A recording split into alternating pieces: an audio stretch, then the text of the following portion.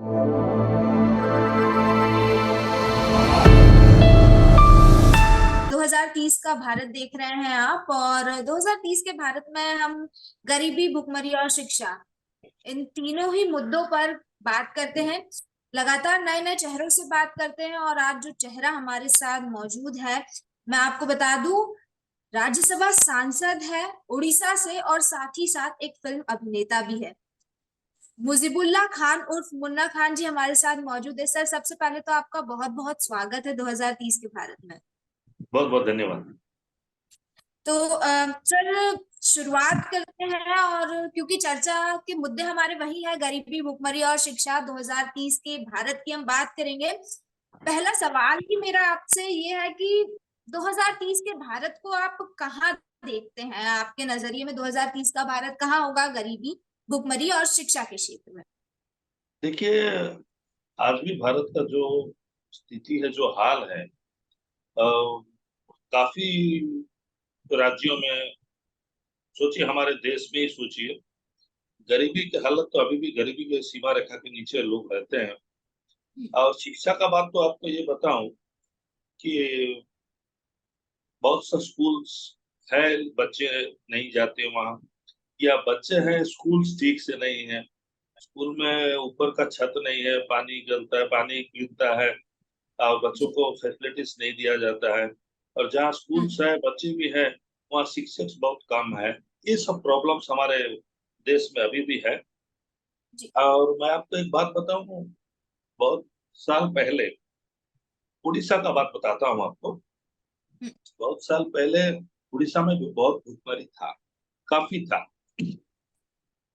लोग अपने बच्चों को अनाज देने के लिए, पेट भरने के लिए मजबूरी में चोरी भी करते। वो करें क्या? अगर अपने बच्चों को पालना है, बच्चों को जिंदा रखना है, तो कहीं काम मिलता नहीं था, कुछ मिलता नहीं था, तो लोग चोरी करके भी अपने बच्चों का पेट पालते। मैं अच्छी तरह जानता हूँ, क्योंकि मैं विलेज बैकग्राउंड से आया हूँ, गांव का रहने वाला हूँ, तो मैं अच्छी तरह जानता हूँ उस जमाने में खेती में जब हमारा धान का फसल होता था, तो उस फसल को चोरी ना हो जाए, इस डर से जिसका खेती रहता था, वो रात को उन लोग वहां पर सोते थे, जगते थे। जब धान का फसल पूरा अच्छी तरह पक जाता था, काटने के लायक हो जाता था फसल, तो उस टाइम रात को सोते थे, क्योंकि चोरी करके कोई ना ले जाए। क्योंकि थोड़ा थोड़ा धान काट के लोग ले जाते थे, उसको बेच के अपने बच्चों का पेट पालते थे। घर में घुस के अगर कुछ खाने का, कुछ अनाज भी हो, अनाज भी लेके लोग चले जाते थे। ऐसा हालत उड़ीसा में था। लेकिन पिछले दो दशक से भी ज्यादा, जब उड़ीसा में नवीन पटनायक का सरकार हुआ, नवीन पटनायक वो एक ऐसे नेता थे, वो आने के बाद उड़ीसा में भुखमरी टोटल चले गया। लोगों के पास अनाज आया, हर घर में, कुछ रहे ना रहे, चावल सबके घर में आज भी मौजूद है उड़ीसा में। तो ये चावल मौजूद होने के कारण लोग अपना दूसरा काम किए, उससे अपने बच्चों के लिए सब इंतजाम किए। और रात को जो सोने जाते थे खेत में, वो बंद हो गया। अब रात को कोई सोने नहीं जाता, इसलिए कि चोरी बंद हो। क्योंकि लोगों को उड़ीसा में भुखमरी का सामना नहीं करना पड़ रहा है। मैं इतना जानता हूँ, पिछले 24 साल से इतना बढ़िया जी। प्रोग्राम और प्लान उड़ीसा के तत्कालीन मुख्यमंत्री नवीन पटनायक किया, और 5-5 बार उड़ीसा में जीत के सरकार बना। तो नवीन बाबू आने के बाद उड़ीसा के लोग अभी बहुत चैन और अमन के साथ है। सबको सुविधा दिया गया है। स्कूल्स को, एजुकेशन के लाइन में भी हमारा बहुत हाईटेक एजुकेशन गांव सब में दिया गया है। नवीन बाबू माने कंप्यूटर से लेके हर चीज, आप लोग अगर कोई उड़ीसा का दौरा करेंगे तो गांव, कोई छोटा गांव में भी आप जाएंगे तो बहुत अच्छे स्कूल्स रहेंगे। उनका फर्नीचर्स बहुत अच्छा होगा।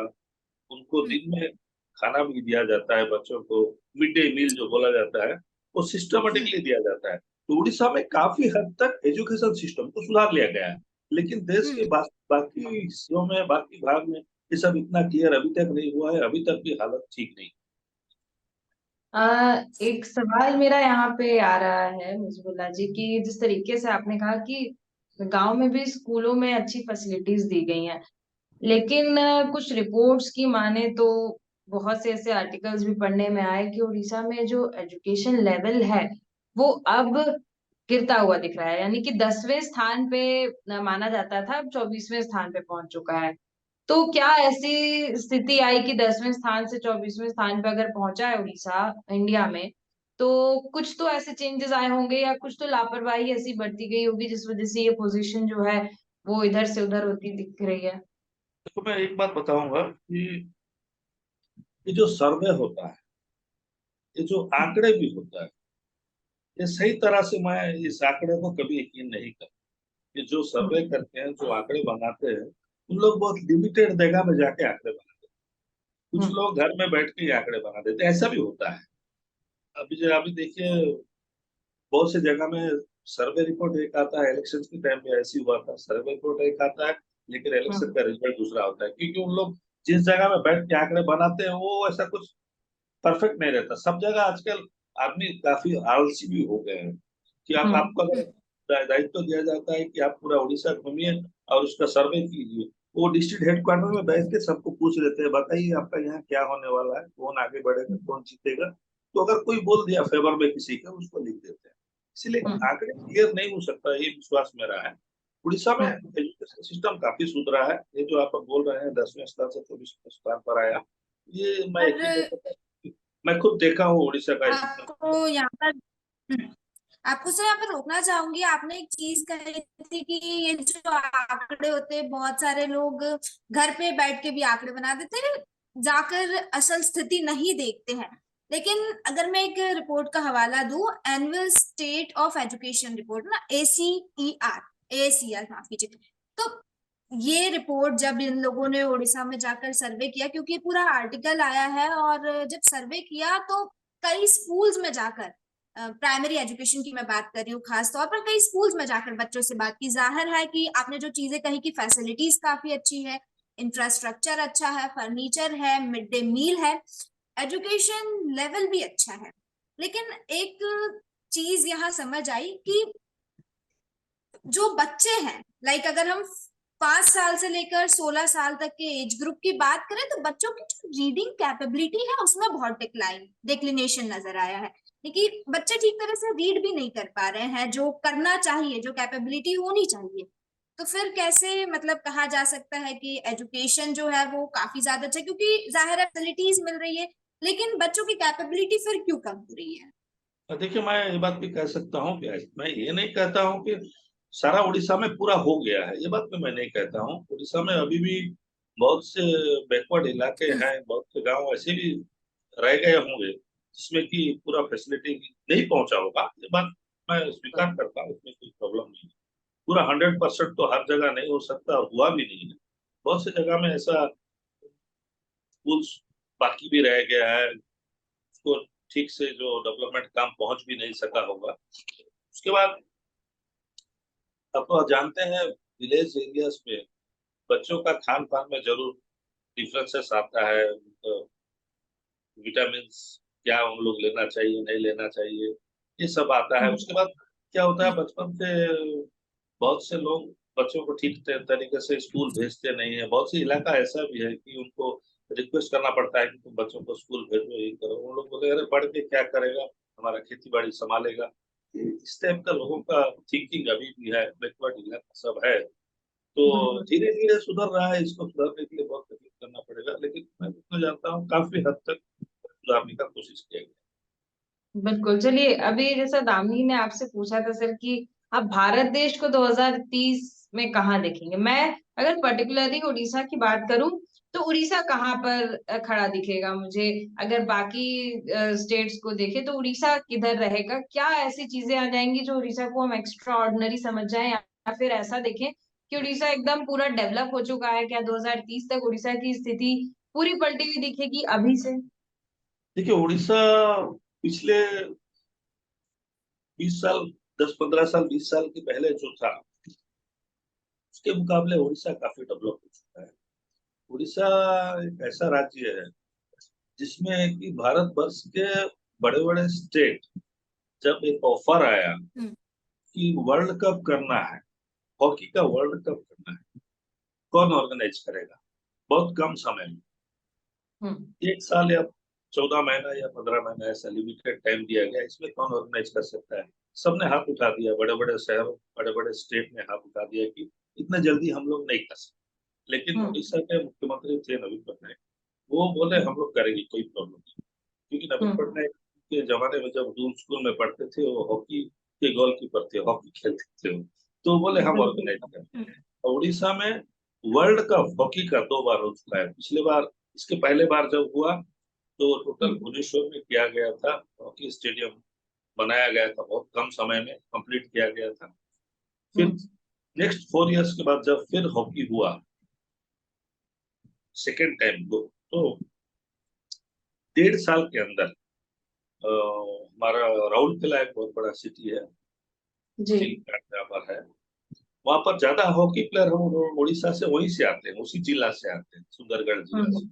दिलीप तिर्की भी वहीं से आए थे, जो हॉकी के कप्तान थे भारतवर्ष के। तो वहां पर एक बहुत बड़ा स्टेडियम इतना जल्दी बनवाया गया कि कोई यकीन भी नहीं कर सकता। और आज जो वर्ल्ड का सबसे बड़ा स्टेडियम हॉकी का उड़ीसा में है, वर्ल्ड रिकॉर्ड है। इतना बड़ा स्टेडियम दुनिया में कहीं पर भी नहीं, और बहुत खूबसूरती से बहुत ही अच्छी तरह बना है। और सेकेंड हॉकी वर्ल्ड कप भी वहाँ किया गया। उस हिसाब से देखा जाए, भुवनेश्वर शहर, हमारे काफी शहरों को डेवलप किया गया है। पहले जो भी भुवनेश्वर जाते थे 10-15 साल पहले, उन लोग आजकल भुवनेश्वर जाते हैं, उन लोग पहचान भी नहीं सकते कि भुवनेश्वर इतना डेवलप कर गया। बहुत खूबसूरत शहर हमारा भुवनेश्वर भी हो गया है। तो डेवलपमेंट काफी हुआ है, ऐसी बात नहीं है। पटनायक जी की सर आप बहुत तारीफ करते नजर आ रहे हैं, काफी बार आपने तारीफ करी उनकी। तो मैं ये जानना चाहती हूँ कि अभी लोकसभा की अगर हम स्थिति देखें तो थोड़ी स्थिति पलटी हुई नजर आ रही है। सीटें बहुत सी दूसरे पाले में चली गई हैं। तो उसको देखते हुए क्या लगता है डेवलपमेंट उड़ीसा का क्या, क्योंकि अभी पटनायक जी की तारीफ कर रहे थे तो पटनायक जी अलग तरीके से डेवलप कर रहे होंगे। तो अभी जब सीटें दूसरे पाले में चली गई हैं तो फिर हम क्या उम्मीद कर सकते हैं? देखिए, राजनीति में कुछ भी हो सकता है। वैसे बीजेपी का जो सरकार, केंद्र सरकार है, उनको नवीन बाबू का पूरा सहयोग मिला था। जब भी उड़ीसा से हमारा तो राज्यसभा में कोई अलग अलग बिल आता, तो उड़ीसा से हम लोग जितने सांसद हैं, नवीन पटनायक का इंस्ट्रक्शन था कि जो पॉजिटिव बिल्स होगा, अच्छे बिल्स होगा, जो देश के हित के लिए होगा, आप उसको सहयोग कीजिए। तो हम लोग उनके फेवर में खड़े होते थे, क्योंकि अभी तक भी राज्यसभा में का मेजोरिटी नहीं है, शासक दल का मेजोरिटी नहीं है। हम लोग उनके साथ खड़े रहते थे। हमारे 10 एमपी राज्यसभा में, 10 सीट हमारा है, 10 एमपी। उसके बाद नवीन बाबू को रिक्वेस्ट करके उनका एक राज्यसभा मांगे। उनका सिर्फ 22 सीट विधायक, पहले बात बता रहा हूँ। तो नवीन बाबू को रिक्वेस्ट किया प्रधानमंत्री की, एक सीट हमारे लिए छोड़ दीजिए। तो नवीन बाबू एक सीट छोड़े, जिस सीट में कि अश्विनी वैष्णव निर्विरोध चुने गए और रेल मंत्री बने। वो नवीन पटनायक का अवदान है। एक बार 5 साल पूरा किए, उसके बाद फिर एक बार उनको रिक्वेस्ट किए कि नवीन बाबू को कि आप और एक बार उनको वापस भेज दीजिए, क्योंकि वो रेल मंत्री आपको उड़ीसा से हम लोग बनाए, क्योंकि हमारा उड़ीसा का आईएएस ऑफिसर थे। तो इस हिसाब से नवीन बाबू का कोऑपरेशन बहुत अच्छा था। रवीश बाबू से पूरा मिले जुले, लेकिन ऐन वक्त में इन लोग धोखा दिए नवीन पटनायक को। और इलेक्शन के 1 महीना पहले एक तो बहुत स्पेकुलेशन हुआ कि बीजेपी और बीजेडी में कोलेशन होगा। इन्हीं लोग बोले कि कोलेशन करते हैं, आपको कुछ सीट दे दीजिए, आप तो जीत रहे हैं। तो ऐसा होकर इन्होंने ज्यादा सीट मांगा, नवीन बाबू बहुत कंफ्यूज हो गए। फिर हमारे पार्टी से भी नवीन बाबू को सब बोले कि हमारे को जरूरत नहीं है, क्योंकि हम लोग आसानी से जीत रहे हैं, इनको इतना सीट क्यों देंगे। उनके पार्टी से भी, बीजेपी पार्टी से भी बहुत से नया नया नेता आए थे। उन लोग बोले कि हम लोग को चुनाव लड़ने का इरादा है, आप बीजेडी से अगर कोलेशन करोगे तो कम सीट मिलेगा, हम लोग फिर क्या करेंगे, हमको चुनाव लड़ने तो हम जीते कि हारे। ऐसा होके चुनाव लड़ा गया। और अचानक इन लोग यू टर्न लिए, और बहुत सा मीटिंग, प्रधानमंत्री भी बहुत मीटिंग किए, और पूरा उल्टा भाषण दिए नवीन बाबू के विरोध में। बोले मतलब नवीन कुल बाबू, मिला के हम विकास के क्षेत्र में विश्वास नहीं कर सकते हैं अब कि विकास हो पाएगा या नहीं, ये मान के चले। अभी तो उनका डबल इंजन सरकार हुआ है। हम लोग तो वही बात बोल रहे हैं कि 1 महीना हुआ है सरकार बन के, उन लोग भी जस्ट मेजोरिटी से कुछ सीट ज्यादा हैं। हमारा हम्म 74 होता है मेजोरिटी के लिए, हम लोग 78 जीत के आए हैं, हम लोग 51 है, स्ट्रॉन्ग हम्म ऑपोजिशन हमारा है। तो हम लोग उनको सहयोग करेंगे, ऐसी बात नहीं। अगर वो डेवलपमेंट करेंगे, केंद्र सरकार अगर ज्यादा हमको मदद करेगा उड़ीसा के लिए, तो हम लोग पॉजिटिवली उसको सहयोग करेंगे, ऐसी बात नहीं। लेकिन इस जी। बार बजट में उड़ीसा के लिए कुछ नहीं किया गया, इसीलिए हम लोग हम्म। राज्यसभा में बात उठाए थे, तो उड़ीसा के लिए बिल्कुल सब कुछ खास नहीं किया तो बिल्कुल गया। सर बिल्कुल। ये बात, तो क्योंकि लगता जैसे है बजट में भी आपने जिक्र कर दिया, विकास की हम बात कर रहे हैं, गरीबी, भुखमरी और शिक्षा के क्षेत्र में सरकार भी बदल चुकी है। बजट में आपने कहा कि इस बार उड़ीसा के लिए बजट में भी कुछ नहीं है, तो फिर 2030 में उड़ीसा कहाँ दिखाई देगा हमें, अगर ऐसी स्थिति आपके द्वारा बताई जा रही देखिए, हम लोग तो कोशिश करेंगे कि हमारा उड़ीसा डेवलप करे। हम लोग तो भले सरकार, विरोधी सरकार हो, हमारा अपोजिशन सरकार हो, लेकिन हम लोग मोरल सपोर्ट तो सरकार को जरूर देंगे जो नया सरकार बना है। ऐसा नहीं है कि सरकार अभी चेंज हो गया तो साथ ही साथ हम लोग विरोध करना शुरू कर दिए। ये नेचर हमारा नहीं है कि हमारा नेता नवीन पटनायक का नहीं। जो उड़ीसा के हित में होगा, उड़ीसा के भलाई के लिए होगा, हम लोग पूरा सरकार को कोऑपरेट करेंगे। अगर केंद्र सरकार जो बोल के आया है कि डबल इंजन सरकार होगा, तो हम लोग सब कुछ कर देंगे। ठीक है, डबल इंजन सरकार हुआ, 1 महीना हुआ है, देखते हैं क्या करते हैं। कुछ ही महीनों में पता चल जाएगा कि डबल इंजन क्या काम हम्म। कर रहा है। बिल्कुल बिल्कुल। बिल्कुल आप सही कह रहे हैं। चलिए, जैसे कि 2030 के भारत की बात हो रही है, तो अब गरीबी पे थोड़ा नजर डाल लेते हैं। शिक्षा की और भुखमरी की हमने बात कही। अब नीति आयोग की रिपोर्ट के हिसाब से माने तो गरीबी दर जो है वो कम हुआ है उड़ीसा में। हालांकि नीति आयोग की रिपोर्ट को बहुत से लोग नकार देते हैं, नहीं मानते हैं, लेकिन अगर हम एक जनरल बात लेकर चलें तो उड़ीसा में गरीबी जो है वो कम हुई है। आपको क्या लगता है? क्योंकि उड़ीसा में आज हम यहाँ मध्य प्रदेश इंदौर से बैठ के उड़ीसा के हालात तो नहीं देख पा रहे, लेकिन ग्राउंड पे आप जरूर जानते होंगे कि क्या हालात हैं उड़ीसा के। और एक और पॉइंट इसमें इसमें ऐड करना चाहूंगी कि उड़ीसा बाढ़ प्रभावित क्षेत्र रहा है। बाढ़ बहुत आती रहती है और उसकी वजह से बहुत से लोग माइग्रेट करते हैं वहां से। और ये भी कहा गया है कि स्टेट गवर्नमेंट जो है वो कुछ फंड रेज नहीं करती है ताकि वहां पे इंडस्ट्रीज डेवलप हो, कि लोग माइग्रेट ना करें, उसी स्टेट में रहकर अपना जीवन यापन या अपनी लाइफ निकालें। तो इन सब चीजों को लेकर कैसे काम किया जा सकता है? 2030 तक इन सब पे भी काम करना पड़ेगा, तो कैसे होगा सर ये? आर्थिक स्थिति आजकल पहले के मुकाबले काफी लोगों की स्थिति सुधर गई है। फाइनेंशियल लोग साउंड हुए हैं, सबके पास कुछ पैसे हैं, खाने के लिए अनाज है। खाने के लिए अनाज है माने उनका स्ट्रेंथ काफी बढ़ जाता है। लोग भुखमरी हम्म की वजह से कुछ नहीं कर पाते थे, तो अभी उड़ीसा हम्म में काफी लोगों के पास, छोटे से छोटे व्यापारी, जो छोटे दुकानदार हो, जो छोटे व्यापारी हम्म जो अपना काम करते हैं, वो मैंने घर बनाने वाला मिस्त्री हो, या आपका बढ़ई हो, या जो भी हो, जो काम कर रहे हैं, वो अपना अपना काम हम लोग बहुत कुशलता से कर रहे हैं और 2 पैसा हम लोग कमा रहे हैं।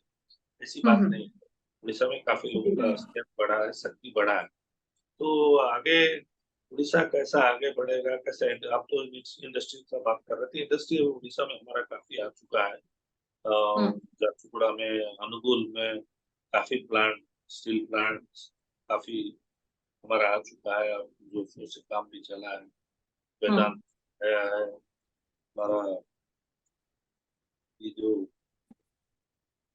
मित्तल वाले हम्म। का साथ एग्रीमेंट है। किए हैं। और बहुत से इंडस्ट्रीज अभी उड़ीसा में बहुत के पीरियड शुरू हो गया है। लेकिन फिर भी जो माइग्रेशन बहुत है वहां से, आपने खुद देखा होगा कि माइग्रेट करते हैं लोग, तो बात इसकी बात वजह क्या होगी? मतलब वहां पे फैसिलिटीज नहीं मैं मिल पा रही होंगी तभी मैं। आपको बताऊं कि उड़ीसा में जो कारीगर है, उड़ीसा में जिस जो कुशल कारीगर है, वो लोग तो हम्म। खाली उड़ीसा के लिए काम नहीं करेंगे, सारा भारतवर्ष के लिए काम करेंगे। तो जैसा बिल्कुल आप वो जानते तो हैं, है। सूरत में, सूरत का जो मिल है, कपड़ा हम्म का मिल, उसमें हम्म उड़ीसा के जो लोग काम करते हैं, वैसा काम शायद भारतवर्ष में कोई नहीं कर सकेगा। वो टैलेंट हम्म उनके पास है, वो कला उनके पास है। इसीलिए हम्म गुजरात का, सूरत का जो मिल जो चल रहा है, गुजरात में अगर कोई उनका आर्थिक स्थिति को सुधारने में गुजरात सरकार का किसी का हाथ है, तो उड़ीसा के लोगों का है। उड़ीसा के हम्म। लोग अगर बिल्कुल जाना बंद कर दे सूरत, तो सूरत का उनका मिल ही बंद हो जाएगा। तो ऐसा उड़ीसा के बिल्कुल। लोग हर जगह है।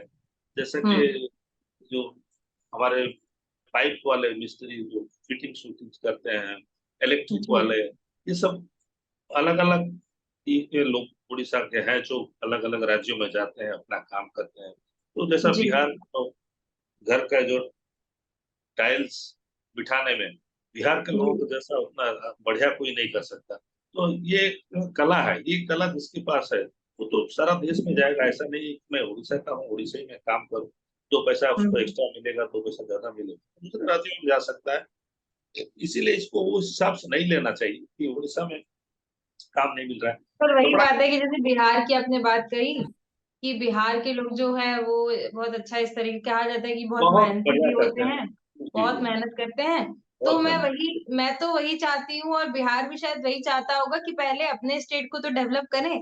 बाहर के स्टेट में जाके योगदान तो दे रहे हैं, लेकिन उनके स्टेट में उनको अगर इतनी फैसिलिटीज मिल गई तो आज बिहार में जितने मेहनत करने वाले लोग हैं, जितने इंटेलिजेंट लोग हैं, तो बिहार की स्थिति कुछ अलग होती। लेकिन आज कहीं ना कहीं बिहार को एक पिछड़े राज्य के दर्जे में देखा जाता है, पिछड़ा हुआ है। वैसे ही उड़ीसा की बात करें तो कुछ ऐसी कमियां हैं उड़ीसा में जो फुलफिल नहीं हो पा रही हैं, जिसकी वजह से इनको पीछे देखा जा रहा है। तो पहले अगर हम इन राज्यों पे अगर फोकस कर लिया जाए तो स्थिति तो बेहतरीन हो सकती है फिर, क्योंकि जरूर लोग जरूर यहाँ के बेहतरीन है। जरूर जरूर करना चाहिए। जो जो चीज कमियां रह गई है, जो जो चीज जरूरी है, उसको कमियां पूरा करने की कोशिश करना चाहिए। बहुत पहले उड़ीसा में भी कपड़ा का मिल था। हम्म। उड़ीसा का कलिंगा जो मिल था वो बिजू पटनायक बनाए थे। जी। बहुत, जब हम लोग पैदा भी नहीं हुए थे तब बहुत बड़ा इंडस्ट्री था हमारा कटक के पास चौद्वार में। वो जी। बंद हो गया है। उस टाइप का अगर रिवाइव अगर हो सके, फिर से चालू हो सके, हम्म। तो ये जो कारीगर हमारे दूर जाते हैं उन लोग उड़ीसा ही में काम कर सकते हैं। ऐसा बहुत सी चीजें हैं, करना चाहिए, ऐसा बात नहीं। बिल्कुल। बहुत बहुत सी कमियां भी रह गई है, उसको पूरा करना चाहिए। और इस बहुत साल के बाद, बहुत दिक्कत के बाद पहली बार हम्म। राज्य सरकार और केंद्र सरकार एक ही पार्टी के हैं। तो हम लोग उम्मीद हम्म। करेंगे कि ये लोग जरूर वो जो कमियां पूरी करेंगे और केंद्र सरकार सहयोग करेगी। ये उम्मीद हम लोग बिल्कुल रखेंगे। बिल्कुल बिल्कुल। अ, बिल्कुल बिल्कुल सर, एक आपने एक उम्मीद बताई है कि राज्य सरकार केंद्र सरकार एक ही पार्टी की है, तो जो कमियां है वो पूरी की जाएगी। और आपने अभी कुछ देर पहले ये कहा भी था कि आपकी तरफ से भारतीय जनता पार्टी को सपोर्ट भी किया जाएगा। एक आखिरी सवाल मेरे जहन में आ रहा है, क्योंकि समय कम है, तो जल्दी जल्दी सवाल मैं पूछ लेती हूँ, सीधा सवाल पूछूंगी। कुछ समय पहले, लगभग जून की बात है, नवीन पटनायक जी ने एक मीटिंग की थी राज्यसभा सांसदों के साथ, जो सांसद है उड़ीसा से। वहां पर एक चीज अनाउंस की गई थी कि no more support to BJP, only opposition in parliament. ये बातें काफी ज्यादा सामने आई थी, खबरों में भी काफी सामने आया था। अब आप कह रहे हैं कि आपकी तरफ से पूरी तरह से सपोर्ट किया मैं जाएगा, तो क्या? राज्य सरकार को सहयोग करने की बात कर रहा हूँ। ठीक। मैं राज्य तो सरकार सर की बात कर रहा हूँ। हम लोग पार्लियामेंट के अंदर जो सहयोग करते थे बीजेपी को, आंख मूंझ के सहयोग करते हम्म थे, वो चीज अब नहीं होगा। हम लोग ऑपोजिशन का रोल प्ले करेंगे। बहुत साल हम लोग उनके हम्म साथ रह चुके और उसका फल हम लोग जो है पा गए हैं। इसीलिए हमारा पार्टी का डिसीजन है कि हम लोग एक जिम्मेदार विरोधी दल का भूमिका में राज्यसभा में रहेंगे। यानी कि उड़ीसा में ठीक। डेवलपमेंट को लेकर आप किसी भी उड़ीसा तरीके का से डेवलपमेंट तैयार का हैं। हम लोग पूरा उनको सहयोग करेंगे। हम लोग जो चाहते हैं हम लोग पूरा कोऑपरेट करेंगे। ठीक है, बिल्कुल। ठीक ठीक है, बहुत बहुत धन्यवाद आपका थैंक हमारे यू। साथ इस चर्चा में जुड़ने के लिए, हमें समय देने के लिए। एक उम्मीद आपने जगाई है और कहा है कि उड़ीसा के डेवलपमेंट के लिए, क्योंकि अब हालांकि सरकार बदली है, लेकिन उम्मीद जगाई जा रही है आपके द्वारा कि डबल इंजन की सरकार है, तो हो सकता है कि स्थिति में और सुधार आए। और डेवलपमेंट के लिए आपकी पार्टी की तरफ से और आपकी तरफ से जितना हो सके उतना सपोर्ट भी किया जाएगा। इस तरह की बातें भी आपके द्वारा की गई। उम्मीद करते हैं कि जब आगे अगर 2030 में हम आपसे मिलते तो आपकी तरफ से भी एक बड़ा कंट्रीब्यूशन दिखाई दे 2030 के भारत के सक्सेस में। आपका बहुत बहुत धन्यवाद, आप हमारे साथ जुड़े और इन तमाम बहुत मुद्दों बहुत पर हमारे धन्यवाद साथ आपको चर्चा जी। की। Thank you very much. Thanks a lot.